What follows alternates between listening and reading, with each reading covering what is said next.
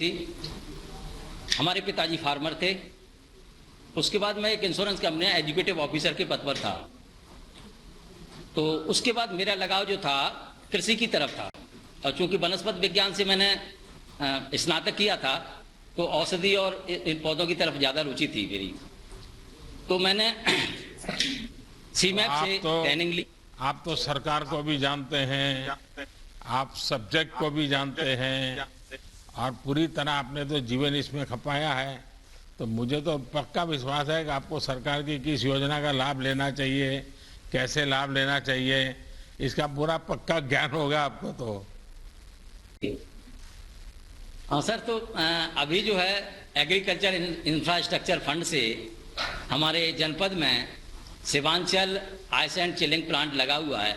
तो हम अपनी औषधि फसलें हैं, फल हैं, सब्जियां हैं, तो इनको उसमें रखते हैं। जब मूल्य कम होता है, लेकिन जैसे ही मूल्य बढ़ता है तो वहाँ से निकाल कर हम मार्केट में बेचते हैं। तो इससे हमारे सदस्यों को, फार्मर सदस्यों को काफ़ी लाभ हो जाता है और उसकी गुणवत्ता भी बनी रहती है। अच्छा उपाध्याय जी, बताइए कि पहले जब आप अकेले बाजार में फसल बेचते थे और अब आप एक एफपीओ बनाकर फसल बेचते हैं, तो आपको तो फर्क समझ आता होगा, लेकिन जो किसान आपके साथ जुड़े हैं वो क्या फर्क महसूस करते हैं? जी सर, हमारे जो सदस्य फार्मर हैं उनके लगभग 280 एकड़ भूमि है, 200 हेक्टेयर भूमि है। तो हमारा उद्देश्य ये है कि जो हमारे सदस्य किसान हैं वो परंपरागत खेती के साथ साथ नवीन फसलें करें, उनकी वैल्यू एडिशन करें और मार्केट में अच्छा मूल्य प्राप्त करें। और इनकम अच्छी होती है पहले की तुलना में? हाँ जी सर। कितना फर्क आया होगा? अब कितना फर्क आया होगा? पहले मानो 100 रुपया मिलता था, तो अभी कितना मिलता होगा? जी सर, पहले मानो अगर 100 रुपये मिलता था तो आज 100 के बदले में कितना मिलता होगा? पहले से सर काफी अच्छा हो रहा है इस समय, क्योंकि एक तो ये एग्रीकल्चर इंफ्रास्ट्रक्चर फंड से ये जो हमारा चिलिंग प्लांट बना है, इससे भी हमको काफी इनकम में वृद्धि हुई है। क्योंकि हमको मूल्य में, जैसे हमारा मूल्य बढ़ता है तो हम इससे निकालकर मार्केट में बेच देते हैं, तो इससे काफी हमको राहत मिली है। उपाध्याय जी, मुझे बताया गया कि आप लोग भी अपने जिले में बने आइस एंड चिलिंग प्लांट का इस्तेमाल करते हैं। ये जो सुविधा मिली है, इसके कारण भी आपकी फसलों को काफी फायदा होता होगा। सर, इससे ये है कि जब फसल तैयार होती है तो उस समय जो मूल्य अगर होता है, कम होता है, तो हम उसका उपयोग इस योजना के तहत तो उसमें रख देते हैं, और जैसे ही मूल्य बढ़ता है, हम देखते हैं मार्केट में मूल्य अच्छा है, तो हम इसको निकालकर मार्केट में बेच देते हैं। तो इससे हमें काफी लाभ है। पहले हमको तुरंत बेचना पड़ता था।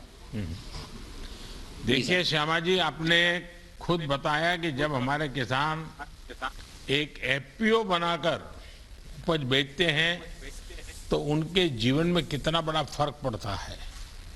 इसी तरह जिले में एक आइस एंड चिलिंग प्लांट बनने में भी कितना बदलाव आया है। पिछले 6-7 साल में हमारी सरकार किसानों की आय दोगुनी करने के लिए ऐसे ही इकोसिस्टम बनाने का प्रयास कर रही है।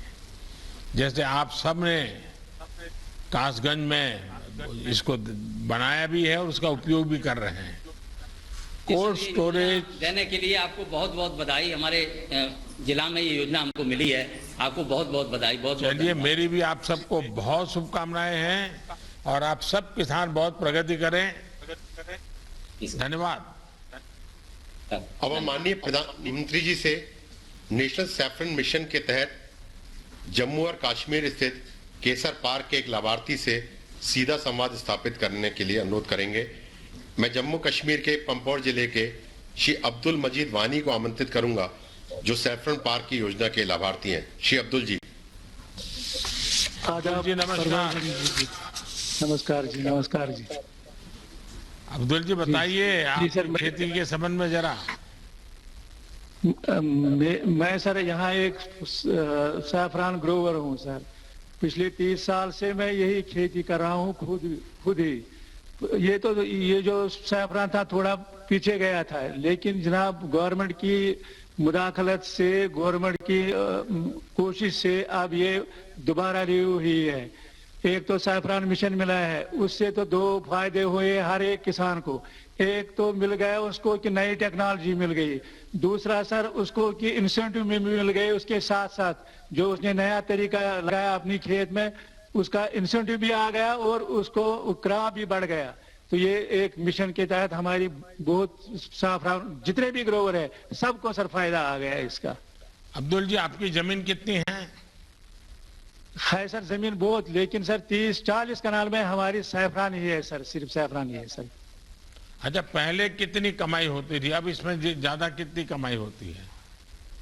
पहले सर कुछ नहीं, यहाँ हमारे क्या मार्केटिंग होती थी, कुछ नहीं सर। मसला हमारा बिक जाता था 90 से 1 लाख या 1,10,000 रुपए में। जब से सर ये स्पाइस पार्क यहाँ वजूद में आ गई, आपकी वसादत से हमारी आमदनी अब डबल हो गई है। मसलन 2,25,000 भी 2,30,000 रुपए भी हो जाता है। यहाँ पर जो ये एक्शन हुई है हमारी सैफरान की, हर एक फार्मर की जितने भी यहाँ जुड़े हुए हैं अभी, तो डबल फायदा हो गया। ये तो सर आपका जो ख्वाब था 2022 में एक फार्मर की डबल आमदनी होगी, लेकिन आपकी वसादत से हमारी आमदनी 21 में ही डबल हो गई सर। ये तो हम आपको बहुत ही धन्यवाद देते हैं सर। अच्छा अब्दुल जी, आपको किस योजना का लाभ मिला और इसके आपके जीवन में कितना फायदा पहुंचा? मिशन के तहत साहब, दूसरा तो ये जो जीआई टैग हमें मिल गया, यहाँ एक पहचान मिल गई कश्मीरी सैफरान की, ये तो हमारे लिए बहुत एक बड़ी बात है। हमें कुछ नहीं आता था मार्केट से, लेकिन जब से ये स्पाइस पार्क वजूद में आ गई सर, उससे हमें डबल फायदा आ गया सर। चलिए अब्दुल जी, आपने तो मुझे बताया कि आपकी उपज में भी बहुत फर्क आया है और 2022 में जो इनकम डबल होनी थी वो 21 में ही हो गई। बिल्कुल जनाब, बिल्कुल बताया कि आपकी उपज में करीब 2 गुनी वृद्धि हो गई है और आप 1 हेक्टेयर में ज्यादा और अच्छी गुणवत्ता वाली फसल उगा पा रहे हैं।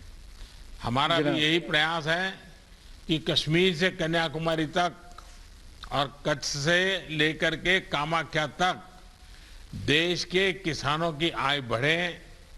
कश्मीर में केसर पार्क खोलने के पीछे भी यही भावना थी कि किसानों को तकनीक का फायदा मिल सके, जिससे हमारे कश्मीर के केसर की महक पूरी दुनिया में फैले।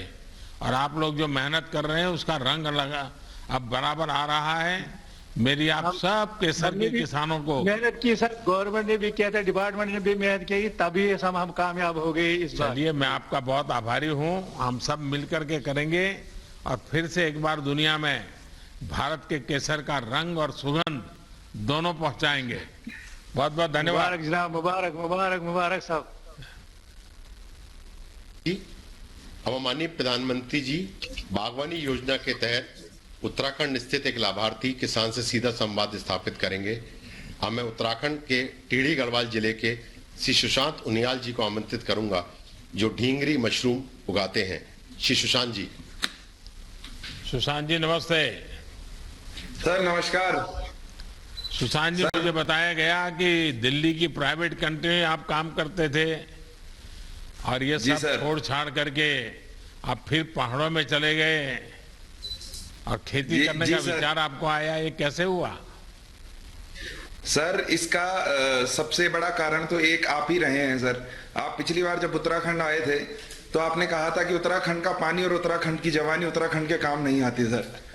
तो सर वो चीज थी कि हम लोग इसी माटी से जुड़े हुए हैं, पहाड़ों से जुड़े हुए हैं, और हम लोग जब पढ़ लिख जाते हैं तो फिर बाहर शहरों में चले जाते हैं। लेकिन आज जो पहाड़ों में सबसे बड़ी समस्या है वो है सर पलायन की।